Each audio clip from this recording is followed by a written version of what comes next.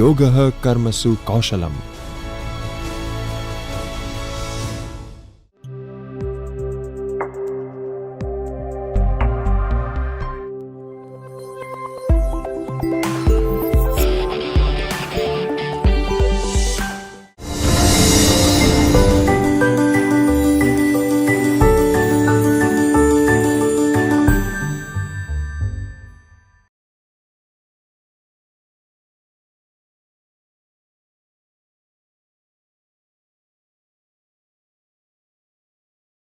In this video, we'll deal with the nonverbal aspects of communication.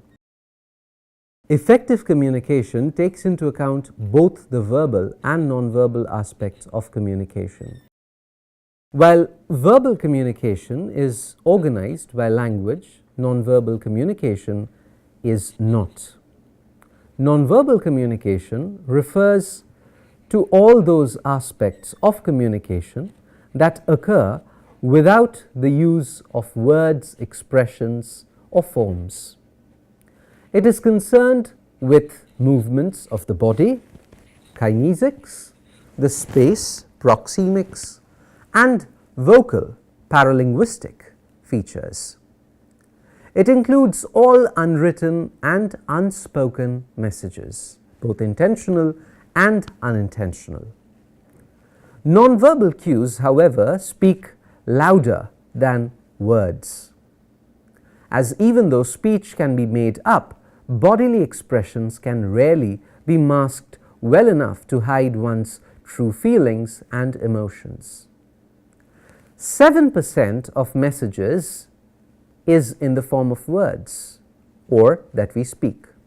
55% of the message is through nonverbal expressions and actions.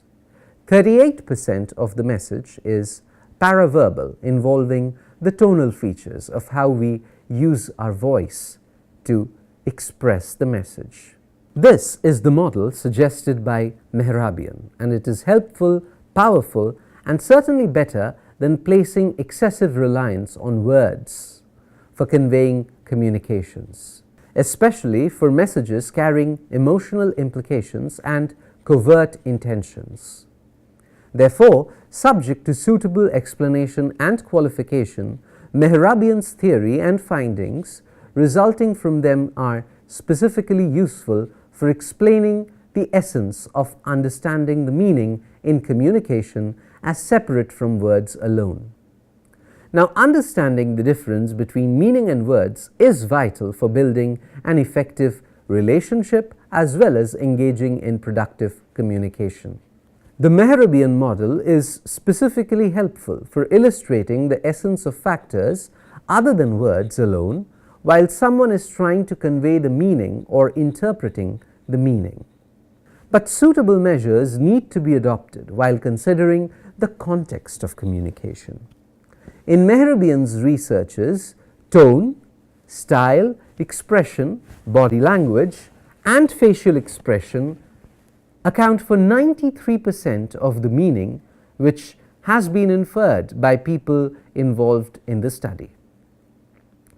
The understanding on how to convey and interpret meaning will always play a vital role in building effective management principles, relationships, and channels of communication. A better way of transferring Mehrabian's findings to the telephonic and modern written mode of communication is simply to teach the students that great amount of precaution is required during using expressions in language when the visual channels are not present. It is incorrect to assume that by removing a specific channel, the effectiveness of communication gets reduced in line with the represented Mehrabian percentages. It is reasonable to say that email and other forms of written communication are restricted to conveying words alone.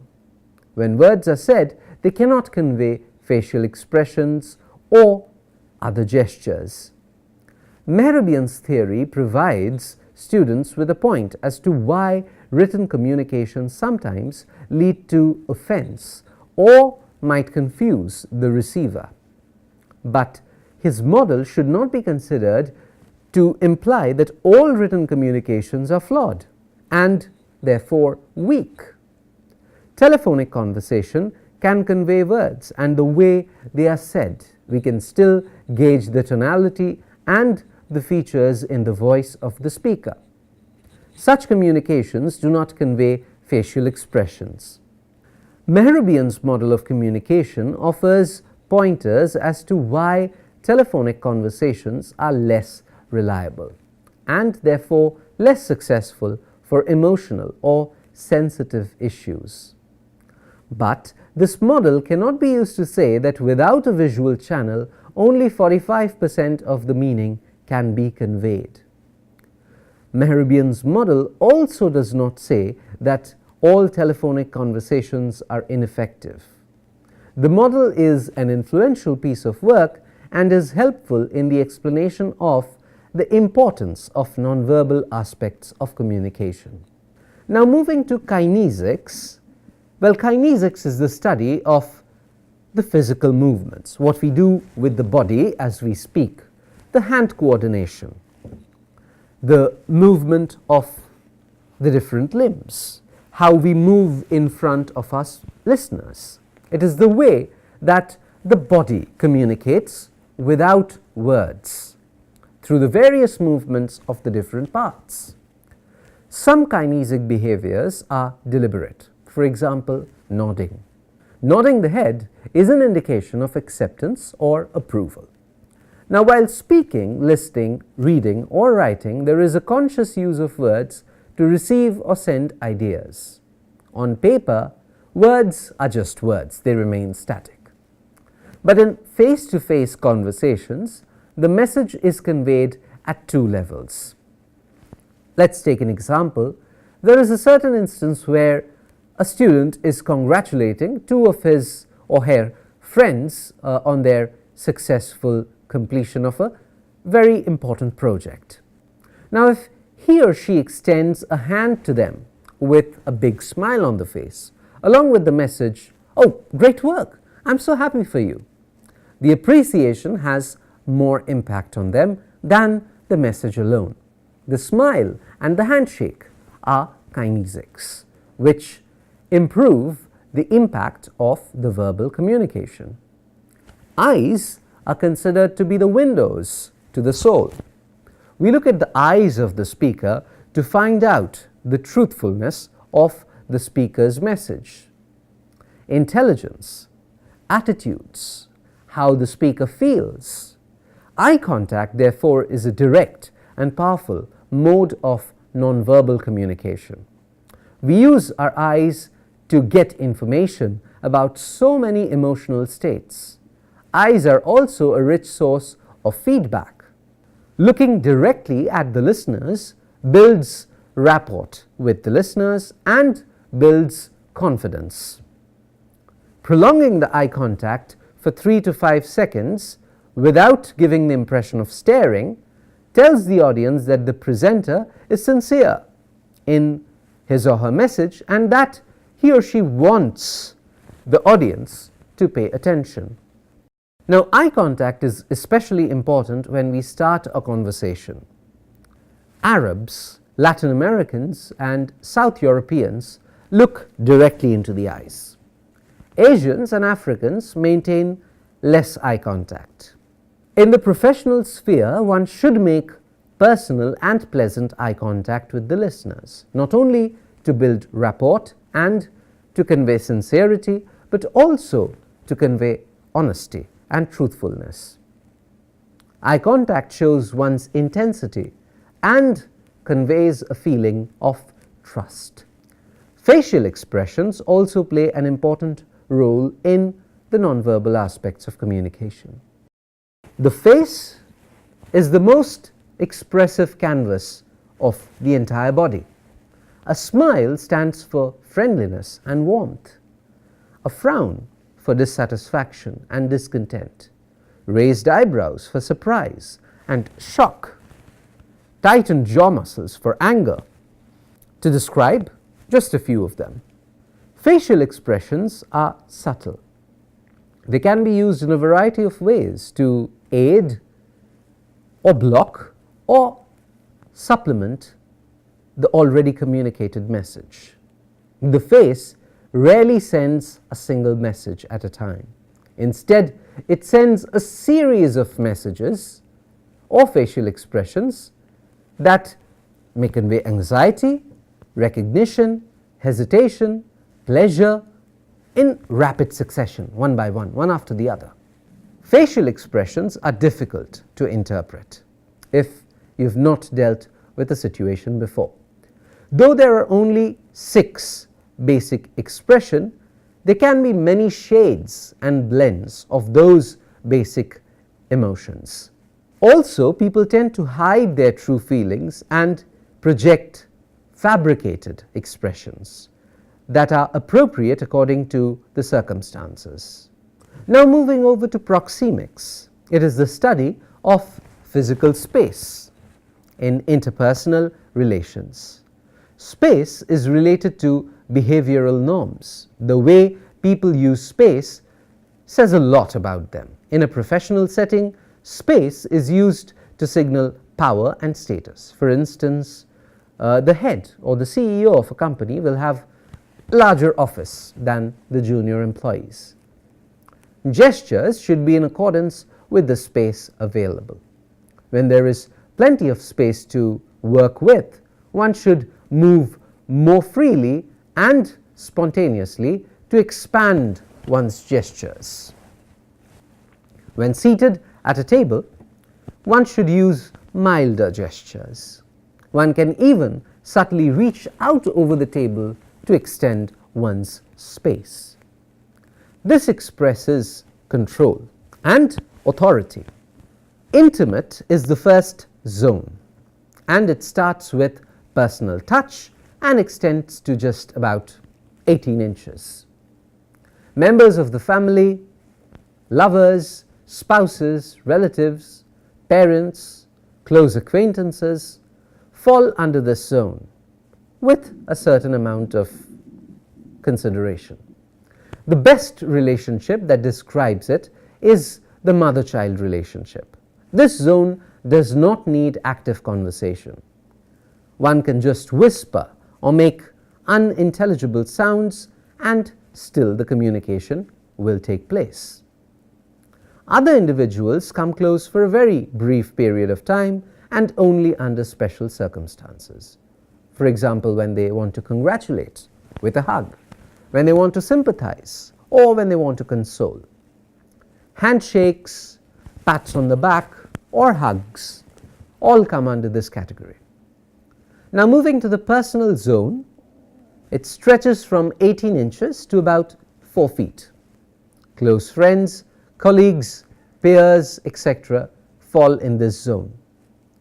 Instead of whispering sounds or uttering silence, there can be normal conversation in this zone. Though this zone is personal, it is quite relaxed and casual. It permits spontaneous and unplanned communication. Sitting or standing so close brings one closer to the listener and gives the impression of friendliness and warmth. Now moving to the social space, social events take place in the radius of 4 feet to about 12 feet. In this zone, relationships are more formal and official. People are more cautious in their movements because it is being perceived by a large number of people. These situations involve less emotional inputs and more of planning. If the number of people is less and eye contact can be maintained, a sitting position can be used. To be authoritative with a large audience, a sitting standing position is used. Public is the last zone that starts from 12 feet and may extend to about 25 feet or to the range of the eyesight and hearing. Events that take place in the public zone are formal. Here the speaker has to maintain a certain volume to communicate to others or use a microphone. Public figures like the minister of a country or the president, for example, have to maintain this distance for the reasons of security. Now, from proxemics, we move to the last category, chronemics. Well, chronemics deal with the study of how human beings communicate through their use of time. In the professional domain, time is a very valuable resource. When we are late for an appointment, people react negatively. If we arrive early, we are considered either overeager or aggressive. So, it is vital to maintain punctuality, to be on time. By valuing someone else's time, we communicate our professionalism or our sincerity, both subtly and explicitly. People have their own time language. To a certain individual who, let's say, wakes up at around 8 a.m., 6:30 may be early. To another, 8 a.m. may be late if the person is waking up at around 5 a.m. regularly. Now, time language also varies from culture to culture. In India, time language varies according to the occasion. Punctuality is expected for a professional meeting or for a gathering, but it is not insisted upon for a party or for a social function or something informal. People in India are generally liberal with time. On the contrary, in Germany, strict punctuality is the convention, and laziness or lack of punctuality is generally frowned upon. Training in nonverbals becomes very important as students do not receive any formal instruction in this domain. So, as teachers, being able to cover all the nonverbal aspects is vital to ensure the success of the students as they enter the professional sphere. I wish all of you a great time in the classroom while you deal with this critical topic. Thank you for such an interesting discussion on teaching commercial communication. Really, this will be very useful to most of us to make our teaching and learning in classes very interesting. Now, again, I have a few questions based on your module. The first thing which comes to my mind is, how do you think teachers can better prepare the students for handling interviews in commercial communication classrooms? Thank you, sir, for your question. Well, there are certain things that need to be focused on while preparing a student to take an interview, like developing a good resume, paying attention to one's personal attributes, facing mock interviews to get a feel of the actual thing, studying the profile of the prospective employer, and doing a thorough background research, being able to identify the requirements of the role, and being impressive at the fundamentals of the subject, being well dressed when the occasion arrives, highlighting one's soft skills, being punctual, and being relaxed. Now, the key to success in an interview is not one's experience, neither the grades nor the extracurricular activities, but it is one's attitude. To rise above others with better experience, grades or skills, a highly positive work attitude is needed. The way most employers differentiate among candidates at the energy level is by the attitude of the candidates towards the work. They look for those who have the can-do attitude and are sincerely willing to put forth their very best effort. Thank you for such an elaborative discussion on how to face interview. Another thing comes to my mind is, what are the non-verbal traits that must be focused on while preparing a student for the interview, because non-verbal things are also very important when you prepare for interviews. What is your take on this? Right, sir. Well, various aspects of body language, namely personal appearance, facial expression, the posture, gesture, eye contact, and personal space all need to be used effectively during a job interview, as they communicate an applicant's confidence, sincerity, enthusiasm, interest, seriousness, social skills, etc., to the interview panel. Now, the face is an excellent tool to communicate your interest, sincerity, and enthusiasm about your interview to the panel. Wearing a smile on the face while entering and meeting the interview panel and using appropriate expressions while answering the questions can indeed be the breaking factor.